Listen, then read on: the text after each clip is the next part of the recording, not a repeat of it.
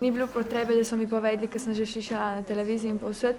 Jo povedala, da je Primorje služi tečaj, ne, in sem pač vedela, da je tam tata dela in pol sem sama v bistvu tudi ugotovila, da je ostal brez službe.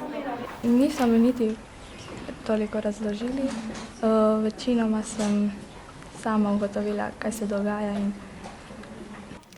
Ne vem, dosti o stečaju, dosti ne vem, ker v bistvu me ni nekaj tu ful oviralo, da bi prav nekaj spoznala o tem.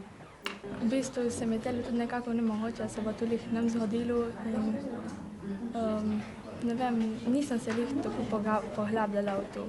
Malo mi je bilo težko, ker sem pač na začetku mislila, da bo to pač hudo za našo družino, ker je pač tudi mi smo 4 otroci, mama in oče, samo pač pole mi je mama rekla, da ne bo hudo, ne, da se bomo že znajdli. Sčasoma se moramo tudi marsičemu odreči, recimo letos tudi nismo bili na morju. Ja, nek se je tudi spremenilo, sicer ni na srečo ni tako hudo, ampak je pa kar vplivalo. Oče si je dobil službo pač drhijo in smo živeli normalno naprej. Moj oče tudi je imel za 2 meseca bil brezposeln, samo pole sem razmišljal malo o tem in potem sem dobil tudi službo. Jaz tudi razmišljam o tem, hočem razmišljati v čim bolj pozitivnem smislu, kajti lepo je vedno razmišljati v pozitivnem smislu. Kakšenkrat se bojim, da bo tudi mama izgubila službo, ne, in pole, da bi ostali brez obeh plač, ne, ker pol bi res ne bi mogli nič si kupiti in nič, ne. In drugače skoraj nič razmišljam. Saj meni je to lahko in tudi starša me ne obremenjujeta s tem in mi ne nič govorita, ker po mojem tudi moja starša, ne, se lahko tudi bojita, da bi pole kaj jaz bila preveč zaskrbljena in pole bi mi v šoli padale ocene dol, ne. Doma se veliko pogovarjamo o tem, mama mi svetuje, naj sem bolj varčen pri čemu, kajti tudi moji starši nimajo prav stabilne službe, tako da. Ob izgubi službe znancev ali prijateljev ljudje ponavadi res ne znajo odreagirati, ne vem, ali bi bilo fajn, da bi šli jih obiskat ali tako. Nobena prijateljica, sreča, pa nobeni prijateljici še niso izgubili službe, tako da bi jaz vedela.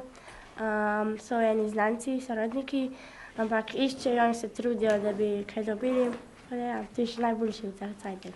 Sem povedala pač boljšim prijateljem in prijateljici, ne, in drugače cel razred ne, ker lahko bi te imeli tako hude, se ti bi lahko smilili, ne, da se bi smilili, ne, ali pa lahko bi se tudi smejali, ne, ali pa tako, ne vem, te ne bi imeli več radi, ali, ja. Ne vem, lahko da bi me tako bolj drhači, da bi me, ne vem, da če bi kam šli, bom ti jaz plačala, ali pa tako, jaz pač tega nočem, ne, jaz rada pač sama vse naredim.